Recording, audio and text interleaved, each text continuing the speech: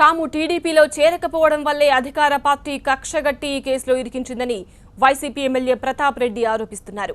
ఈ కేసుతో తమకు సంబంధం లేదని, అప్పు అంటే ఎవరో అసలు తమకు తెలియదంటున్నారు ప్రతాప్ రెడ్డి. సంబంధం లేదు, ఏమీ లేదు. కానీ ఈరోజు 2.5 సంవత్సరం తర్వాత అది కూడా తెలుగుదేశం నాయకులు నన్ను పార్టీలో చేర్చుకోవాలని ప్రయత్నించి విఫలమవటంతో నా మీద అక్రమ కేసు బనాయించే దిశగా ఈ కార్యక్రమం అంతా చేసింది. కావలి నియోజకవర్గ ప్రజలందరూ కూడా తెలుసు.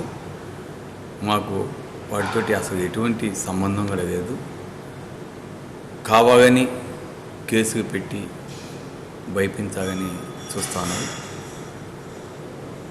అది అందరికి కూడా తెలుసు. ఎందుకంటే నేను చూస్తాను, చాలా రోజుల నుంచి ఒక టీవీ ఈ విధమైన వార్తలు ప్రచురిస్తూ ఉంది, కథనాలు కూడా రాస్తూ ఉంది. ఎందుకంటే అప్పేవగా మాకేం తెలిసింది? ఇది కదా మేము అడిగేది. అసలు మాకు దానికి సంబంధం లేని దాన్ని వెతుకొచ్చి మాకంట కడతామంటే ఇంకా మీరు అప్పు అంటారు, అది అంటారు, ఇది అంటారు.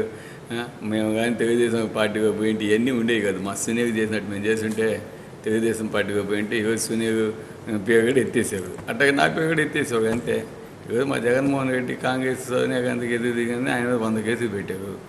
అట్లాగే ఈరోజు మేము తెలుగుదేశంలోకి కాగదని మా సునీల్ పోయాడని ఆయన పేరు తీసేసారంటే మరి మా పేరు గోవర్ధన్ రెడ్డి పేరు పెట్టారు.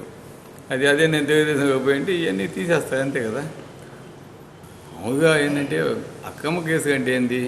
విచారించినప్పుడు పలానా పేరు చెప్పండి అని వాళ్ళని భయపిస్తారు కదా ఆటోమేటిక్గా. ఇప్పుడు మమ్మల్ని పార్టీగా కావాలనే కదా కోరుతా ఉన్నారు. అందుకోసం కదా ఈ విధంగా భయపిస్తున్నారు.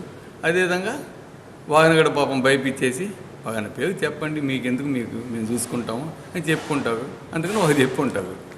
ఇది ఎవరిదండి? చంద్రబాబు నాయుడు గారి కనుసన్నగా నడిచే సిఐడి. అదే సిబిఐ అంటే సెంట్రల్ గవర్నమెంట్ కనుసన్నగా నడిచే ఇది సిబిఐ. అంతే తేడా.